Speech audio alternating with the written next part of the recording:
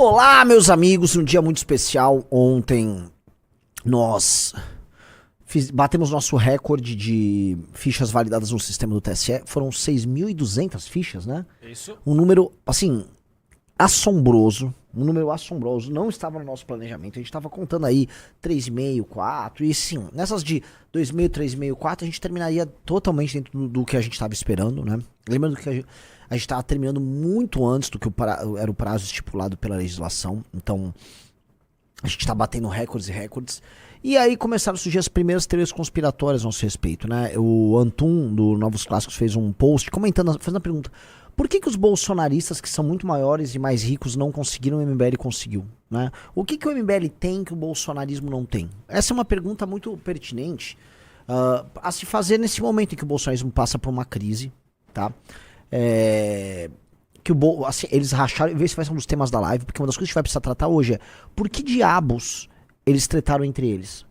Porque ontem, né, o que era um desempenho, vamos dizer, até simpático do Bolsonaro, tava confiante lá, soou para os seus aliados humilhante, soou um desrespeito à luta deles. E o que isso tem a ver com o fato deles não conseguirem montar um partido? Tá? Na verdade, tem tudo a ver. Eu vou mostrar isso na live pra hoje de vocês, né? Quantidade nunca é qualidade.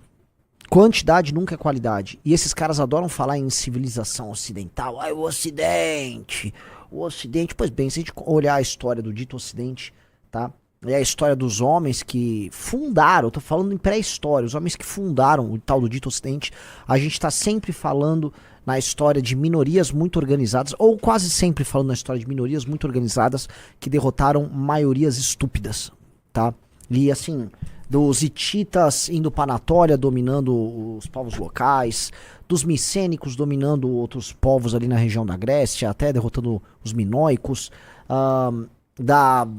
de todas, absolutamente todas as invasões indo-europeias para todas as culturas do Neolítico, na própria Europa, inclusive, tá?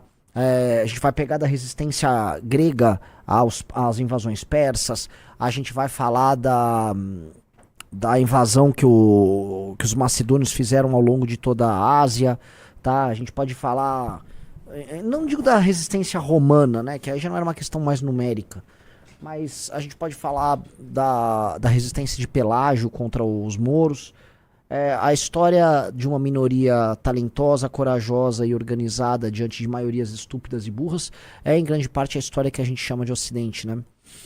E é sobre isso. É sobre isso. Talvez a grande derrota, né, que marca para muita gente a sobrevivência do dito Ocidente contra a invasão do Oriente foram os 300 de Esparta. O que eram aquelas tropas de uma minoria muito, muito organizada, dotada de um idealismo e de uma ideologia sobre a sua própria existência, seu papel no mundo pétrea, e uma vontade de não obedecer, uma vontade de não se submeter, uma vontade de não entregar seus valores mais óbvios, tá, para um outro, para um estrangeiro, para o maior, para o numeroso. Né? E os outros, o numeroso sempre quer vencer com o argumento de que ele é numeroso. Eu sou numeroso, por isso junte-se a mim para que me torne mais numeroso ainda. Essa é a sedução do bolsonarismo.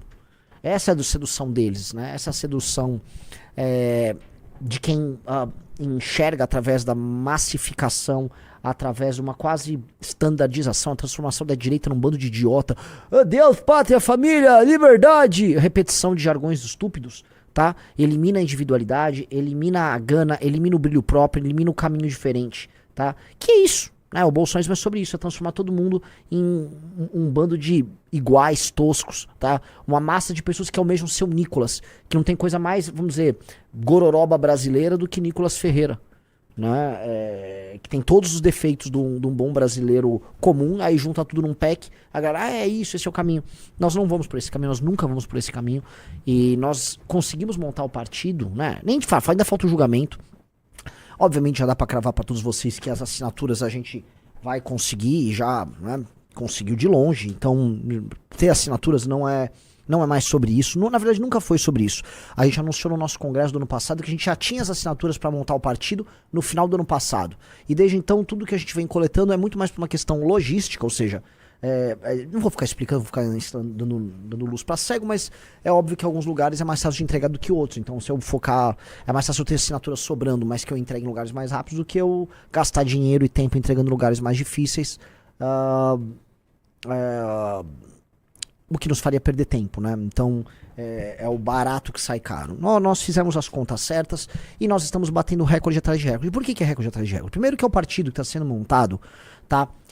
Numa lei difícil. A lei para montagem de partido hoje é a lei mais difícil da história do Brasil. Tá? É a legislação mais difícil em toda a história do Brasil para você montar um partido. Isso dentro de um sistema livre que lhe permite montar partido. Você fala, mas não dá para montar partido ali no período de ditadura militar. Sim, é uma ditadura. Né? 2, é difícil porque ele exige o tempo mais curto para a coleta, exige uma série de critérios no processo de coleta, critérios difíceis de serem cumpridos, e exige a maior quantidade de assinaturas, são 547 mil fichas válidas. Tá?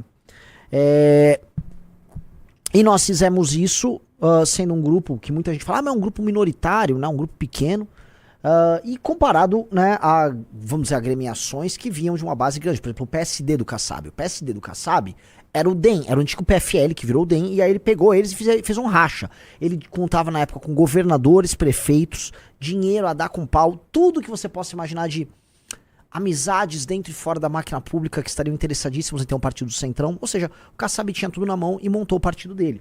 E aí, quando você coloca a gente para se comparar com o PSD do Kassab, com a Solidariedade do Paulinho da Força, com o P, com a Rede de Sustentabilidade, com o Novo, nós ultrapassamos em fichas coletadas todos eles. Nós tivemos muito mais fichas coletadas do que eles. E assim, ainda vamos deixar eles para trás, que a gente vai validar os 547 mil, ainda vamos validar mais. Vai ter mais de 47 mil fichas validadas. Isso vocês podem ter certeza. Nós vamos fazer mais do que eles, e num período mais curto de tempo, porque a gente vai ter cumprido esse papel aí em 1 ano e 7 meses. 1 ano e 7 meses, senhor Rafael Almeida Rizzo. Caramba! Tá? 1 ano e 7 meses. Todo o processo 1 ano e 7 meses. E aí eu preciso colocar aqui, porque tem agora as pessoas que estão querendo botar gosto ruim e querendo diminuir o feito, né? Tem um perfil, nem é um perfil importante, mas essa mentalidade dele eu sei que se repete em falas de bolsonaristas que às vezes aparecem em lives e comentam. Eu já vi no Telegram meu, no Instagram do MBL, esse tipo de comentário aparece. Vai, Riso. Vai lá em Renan San. Riso difícil hoje, hein? Você falou qual que era o perfil? Vai, só ir no meu perfil. Vai querer saber? Desce. Vai descendo devagar. Esse aí. Vamos lá, abre aí esse perfil. Valdaço, clica aí. Aí você vai ver a conversa. Não precisa abrir o perfil dele. Desce aí. Aí ó. O Antum, ontem, né? E eu quero começar a conversa a partir disso. Ele disse assim: existe alguma desculpa bolsonarista plausível para justificar o fracasso do Bolsonaro e o triunfo do MBL diante da mesma tarefa? Considere que o segundo é um movimento muito menor e mais pobre. Ele tá absolutamente certo.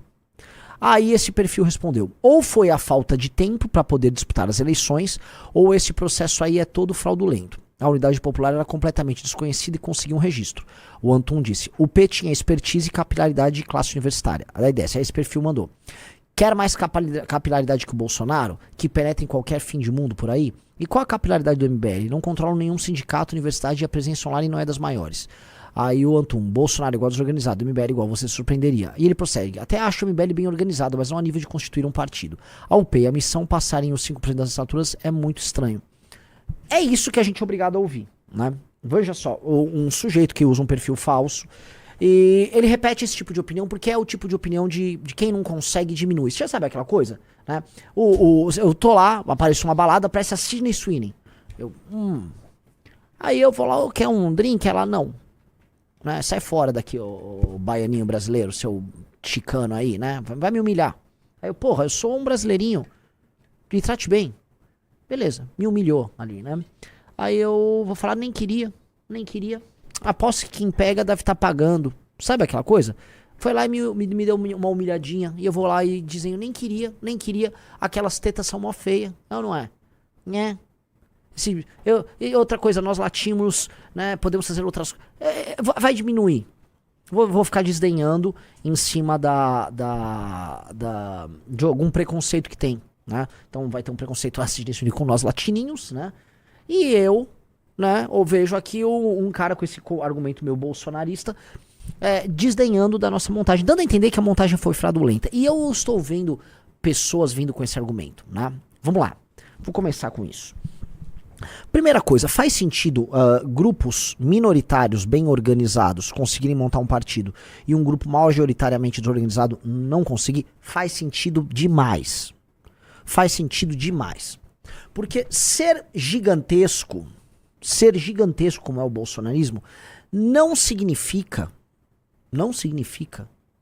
que isso se transforma em organização, capilaridade e formação. Não significa.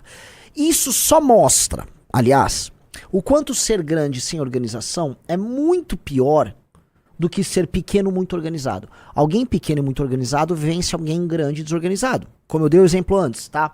Você vai pegar a falange grega, né? As formações militares dos gregos, a formação do soldado grego, quando comparado com os asiáticos, que eles concorriam ali em batalhas, especialmente no universo persa, tropas menores bem treinadas derrotavam tropas maiores. Quem é menor necessariamente precisa se organizar mais. A esquerda possui toda uma trajetória de organização política, né?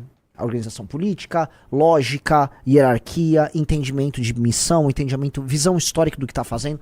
Isso faz parte da trajetória da esquerda. Então o OP tem. O MBL e a barra missão também tem. Agora, algumas diferenças precisam ficar claras entre o MBL missão e o P. Por exemplo, a UP, ela entrou com o registro dela em 2015 ou 2016. E terminou lá para 2019. 2019 e 2020, se eu não me engano. O Riso pode abrir o Wikipedia da UP e ver lá quando o partido foi julgado, tá? Ou seja, eles estavam na lei anterior. Então, eles tinham um período de tempo muito maior do que o nosso para coletar e validar as fichas. Além deles necessitarem de um número menor de fichas para validar, eles utilizam... vamos lá. Fundado em 16 de junho, tá? E registrado em 10 de dezembro. Então foi, pelo menos 3 anos aí de trabalho. 3 anos, foi pelo menos 3 anos de 2 meses ali. Porque o julgamento deve ter demorado uns 2, 3 meses pra eles coletarem. A gente fez todo o processo pra ir pra julgamento em 1 ano e 7 meses. Dá pra botar, a grosso modo, que nós tivemos metade do tempo que a UP pra fazer isso. Então nós somos muito mais organizados do que a UP. A UP contava com um sistema de estímulo. Nós estudamos o modelo da UP, um sistema de estímulos, tá? Que envolviam desde gente de movimento estudantil até gente ligada a movimento de moradia, que esses sim, vamos dizer, trabalhavam numa lógica muito particular, que eu não vou ficar aqui então. Eu tenho o asco desse pessoal da UP, mas né, aqui vou ficar na minha aqui pra falar. A gente não. A gente fez uma outra lógica, a gente tratou. Olha, nós temos um prazo menor do que a UP e nós temos que coletar mais assinaturas. Então a gente adotou uma estratégia muito diferente. O bolsonarismo, como ele acredita nessas conversas que esse cara botou aí, esse perfil de orelhado, tipo, não, o nosso público, a gente é gigantesco, levantar 500 mil fichas, Riso, é a coisa mais fácil do mundo, a gente levanta assim. O bolsonarismo acreditou na própria mentira, que uma massa desorganizada ia conseguir, não consegue. Uma massa desorganizada faz coisas que massa desorganizada faz. O que massa desorganizada faz? O máximo, ela tem efeito manada, ela é conduzida por sentimentos, né? Pelo contágio dos sentimentos. É isso que a massa bolsonarista faz. Ela é conduzida permanentemente pelo contágio dos sentimentos que são jogados nela. Então, fique com raiva de tal coisa, agora ame tal coisa, é isso que a massa faz. Agora invade o Congresso. Isso. Vão pra frente dos quartéis, agora não vão mais. Não, agora vão. Não, agora você é bandido, agora você não é, agora você é herói nacional. É isso. Então, é natural, e todo mundo assim, que tem um pouquinho de inteligência, ou alguém que já trabalhou no mercado corporativo, que trabalha com empresas, sabe muito bem que uma minoria organizada, bem treinada, bem equipada, com alta produtividade, vai derrotar uma maioria desorganizada, mas assim, uma maioria que pode ser 1000 vezes maior. Uma minoria desorganizada pode derrotar uma maioria 1000 vezes maior. Tem uma famosa... Eu lembro de uma imagem que assim, aquilo assustava muito pra gente entender essa lógica. Quando o Corinthians estava prestes a ser rebaixado, acho que era pra 2007, eu não lembro assim, qual época de vídeo. A torcida do Corinthians tenta invadir, acho que era o Pacaembu, ou tenta invadir o estádio. Aí juntou assim 4, 5 policiais com um escudinho lá. Aí veio os brabão da Gaviões. Os 4, 5 policiais com um escudinho botaram a Gaviões pra andar. Assim, foi bonito de ver. Bonito de ver. Então, assim, uma minoria organizada, bem treinada, com procedimentos. Acho que foi essa imagem aí do Corinthians. É uma minoria. Segura a maioria. A maioria pode chorar o que for. A minoria vai derrotar ela. A minoria organizada sempre vai derrotar ela. Tem todo outro conceito que é aplicado, novamente, para as pessoas que não entendem disso, é o conceito de startup. O conceito de startup para funcionar, precisa ser pequeno. Precisa ser pequeno. Não pode ser ultra departamentalizado. As partes, os setores têm que estar todos conectados entre si. Todo mundo tem que entender o propósito do projeto. Todo mundo tem que estar imbuído do senso de missão no projeto. Todo mundo que conhece esse universo de startup sabe disso. Então, a missão, o que a missão é? A missão é uma startup. Ela é uma startup. Então foi por isso que a gente conseguiu montar. Em termos de gestão, eu sei que as pessoas gostam, vocês conhecem o nosso lado mais lúdico, o lado que faz as lives, polêmico, fala as coisas que a gente fala. Existe um lado de gestão aqui, a gente não é otário. Pra quem acha que a gente é otário, se ferrou. Basta ver o seguinte, nosso desempenho na área jurídica, nosso desempenho na área parlamentar. Toda vez que é demandado gestão da nossa parte, gestão, seja na gestão pública, por exemplo, o Minato tocando uma subprefeitura, seja os nossos mandatos, a gente é muito superior.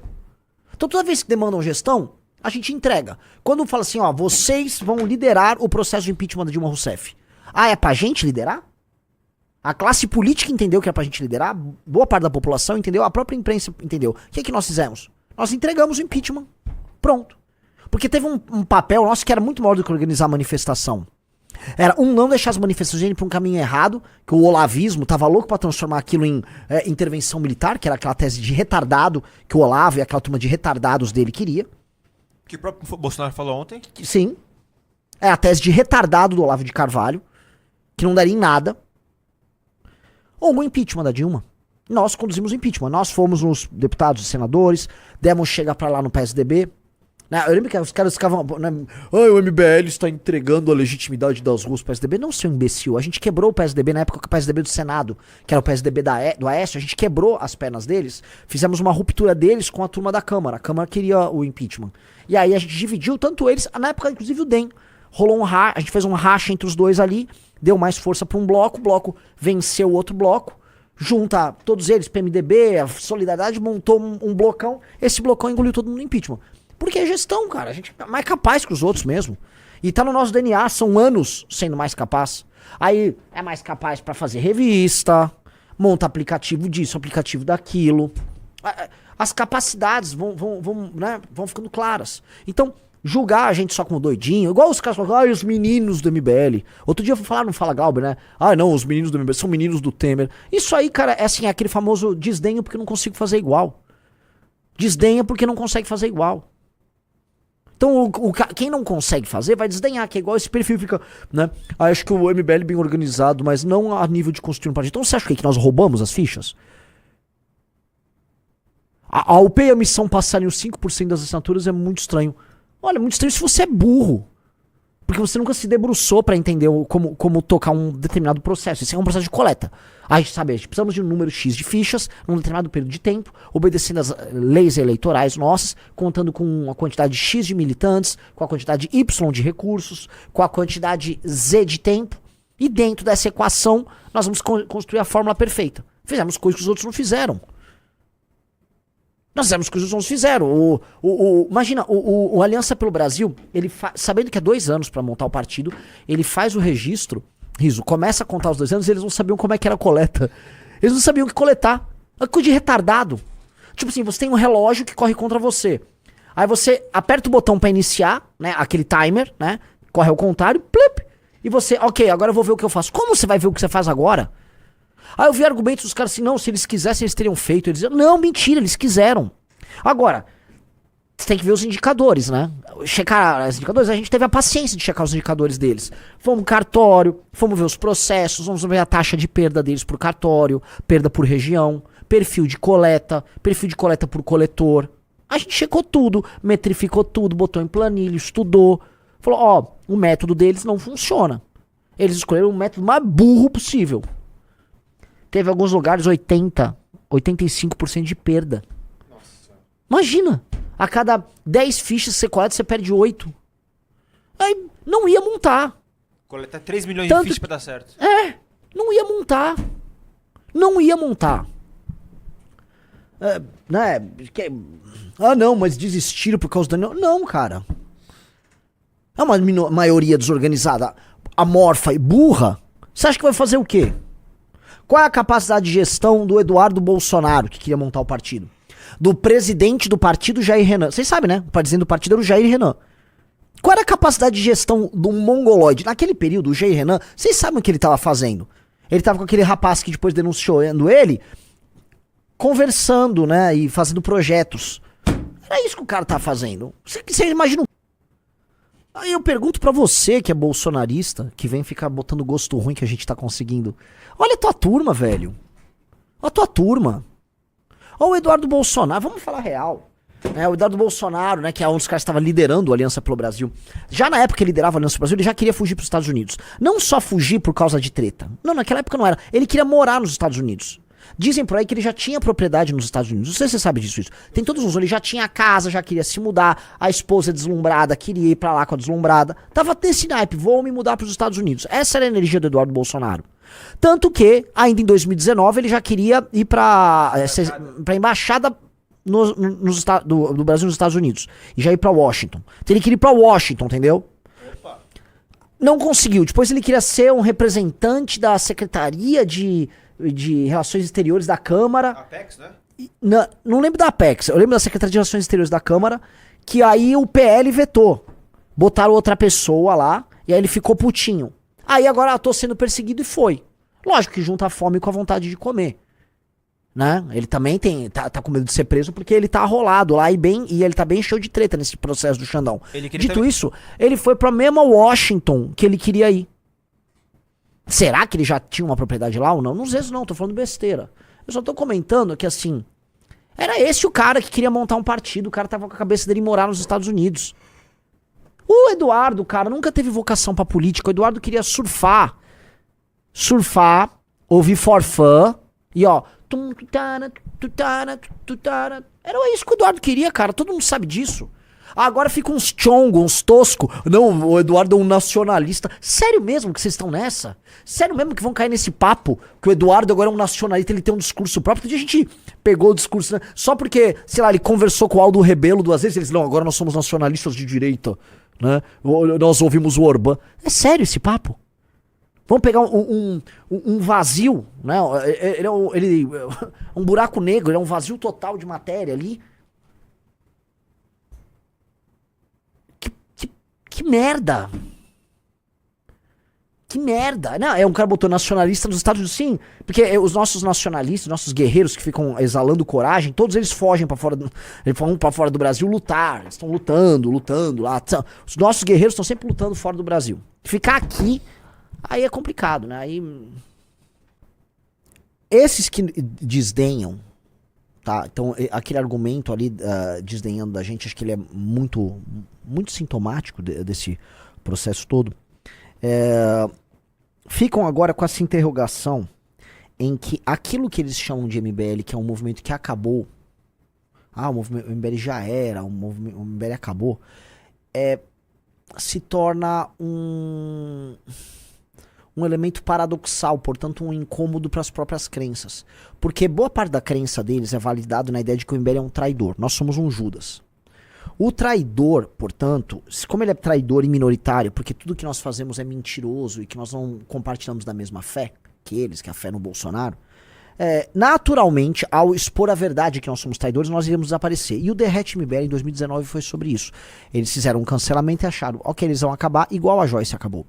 Às vésperas da eleição de 2022, eu preciso narrar pra vocês, o senhor Felipe G. Martins ficava falando, Kim não vai se reeleger, esse aí tá acabado, é uma nova Joyce, vai ter 15 mil votos. Ele e a turma deles ficavam falando isso. Eles se assustaram, o Kim se reelegeu bem reeleito, fez a cadeira dele sozinho, isso sendo cancelado, porque nós tínhamos sido cancelados nesse processo todo. Aí eles ficaram com uma pulga atrás da orelha, né? Antes tinha tido o Derrete MBL e a operação policial contra nós, anunciada pelo Alan dos Santos, pelo menos 2 vezes, anunciada pela Carla Zambelli também, ou seja, todos eles sabiam que ia haver uma operação contra a gente para nos prender, tentaram fazer de tudo. Aí, mas acabou, aí veio o áudio do Arthur, acho que agora acabou.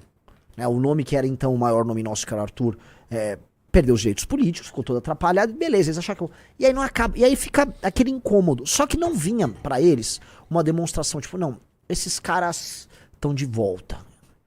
O partido muda as coisas de figura, porque o partido ele gera algumas comparações. O partido faz com que a gente mostre, olha, o Bolsonaro na presidência tentou com todo o dinheiro do mundo, com todos os aliados do mundo e não conseguiu. Esses caras conseguiram. Eles podem tentar falar que, eles roubaram. Eles não acreditam. No coraçãozinho deles, eles sabem que a gente não roubou no processo. No fundo, no coraçãozinho deles, eles sabem que a gente é melhor do que eles, inclusive. Eles só queriam que a gente deixasse de existir. Que a gente é um incômodo. Mas O problema do partido não é a fundação do partido, porque a fundação do partido, por mais que o ato de fundação e o fato de, vamos dizer, conseguirmos assinaturas mostre que a gente conseguiu, eles não, tem o day after, e é um day after que não termina. Porque, assim, nós vamos poder ter todas as candidaturas nossas em todas as prefeituras que nós quisermos em 2028. Na verdade, já em 2026, a gente pode lançar candidato a governador onde a gente quiser. Os nossos candidatos a deputado, candidatos ao Senado, candidato a presidente da República, a gente vai poder fazer o que a gente quer. Eles não. Eles vão precisar ceder todas as vezes que for necessário. Ah, o Valdemar não quer que vocês tenham um candidato a prefeito em São Paulo, então vocês não terão. E os principais nomes, por mais que queiram mostrar independência, coisa, se submetem a essa regra. Se submetem e se submeterão ainda mais a essa regra, porque é a grana que conta ali. A grana do fundo partidário e do fundo eleitoral. E aí, galera, aí o contraste é todo dia. E inevitavelmente nós vamos ter prefeituras, amigos. Eventualmente a gente já ganha um governo, já nessa eleição agora em 26. Não vou ficar dando letra aqui, mas... Agora podemos ganhar prefeituras já em 28 e vamos ganhar prefeituras já em 2028. E nós vamos ter grandes gestões.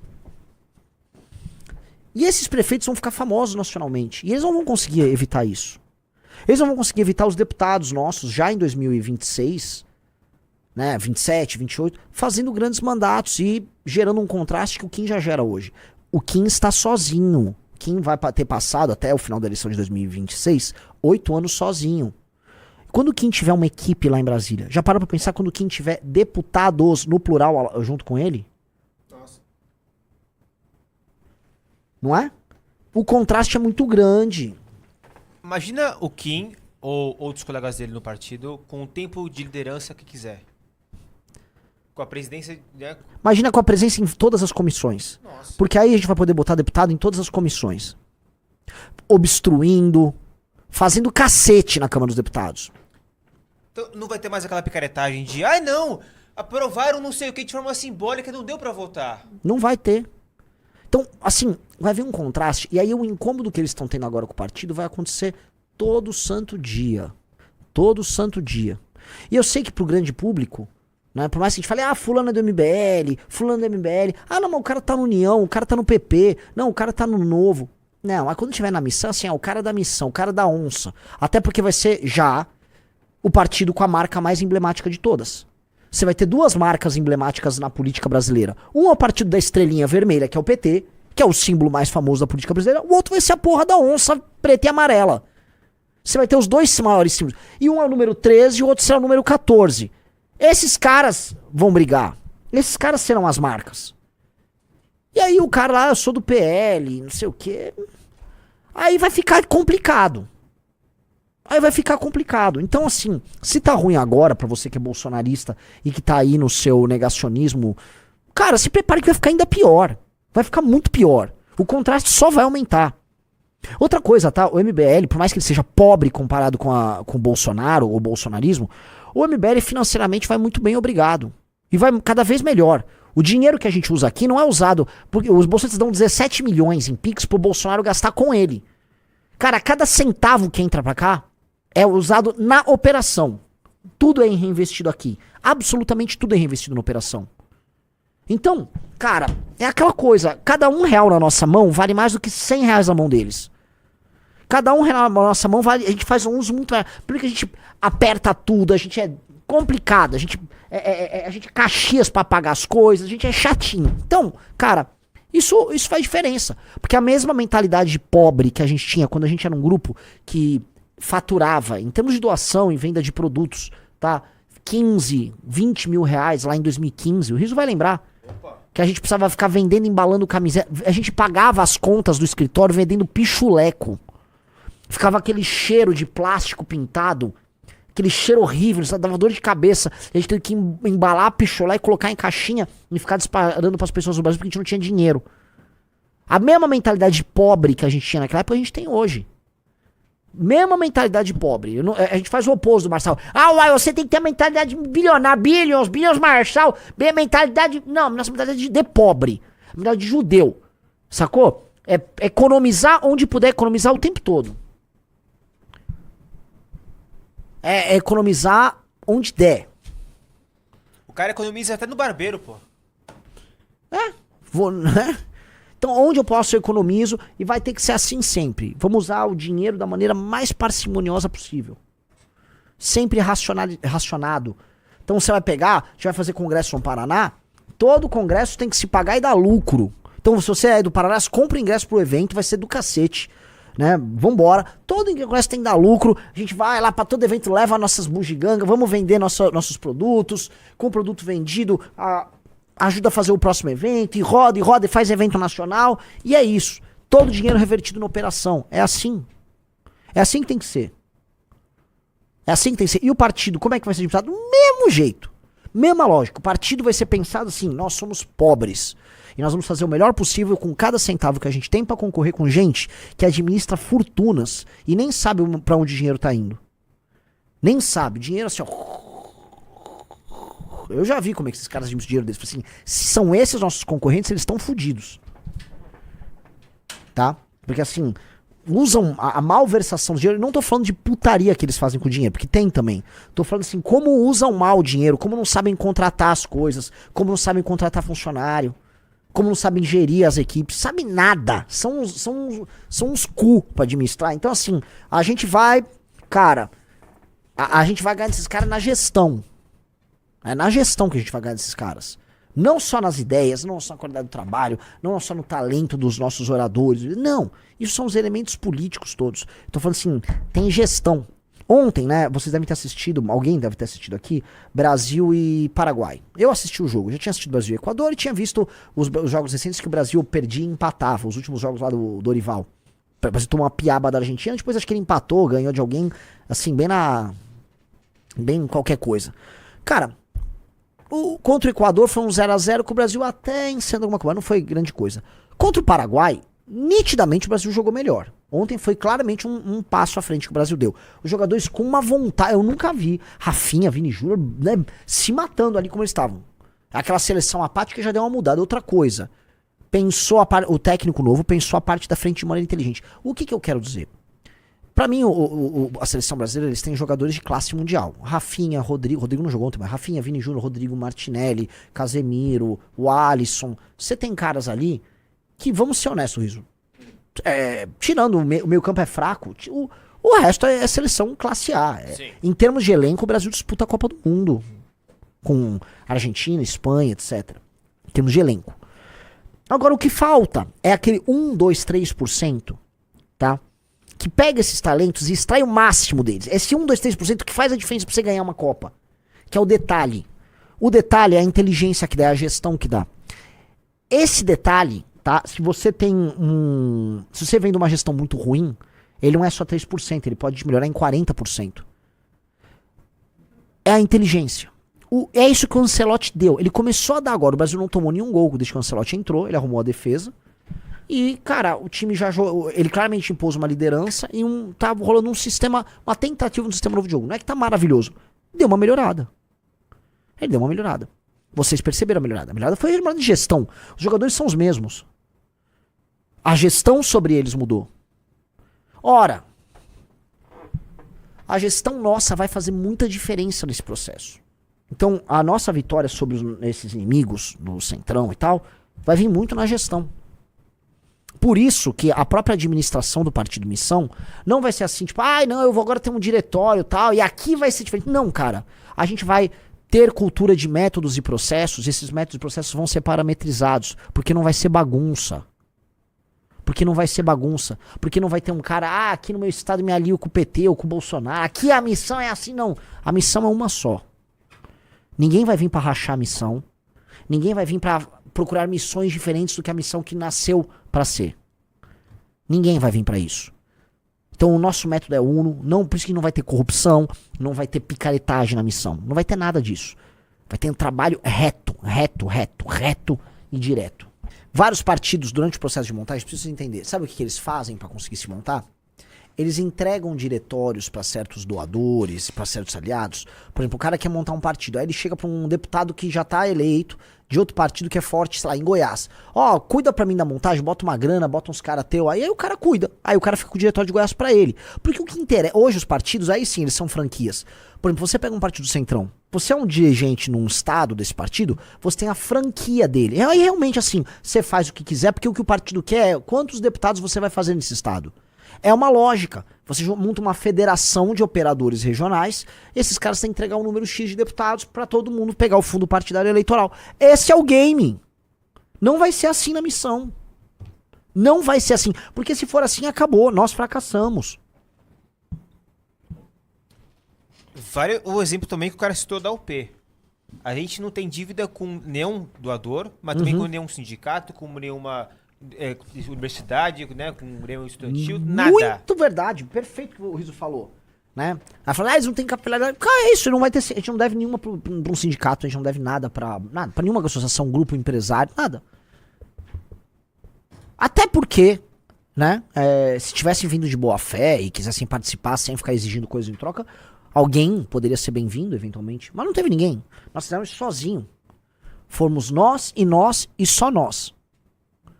Então não vai vir agora ninguém, isso eu estou deixando bem claro, depois que agora a gente tá conseguindo, ai não, oi sumida. Sumido caralho. Vai lá pro final da fila e vai ter que provar que é missão, vai ter que provar que é onça. Dica pra todo mundo que quer se aproximar, vai fazer Academia MBL, tá? E seja um bom aluno na Academia MBL. Dica. Se não, cara, beleza, parabéns. Né? Renanzão, acabou de chegar a informação até mim que Maranhão bateu o mínimo de fichas também agora durante a sua live.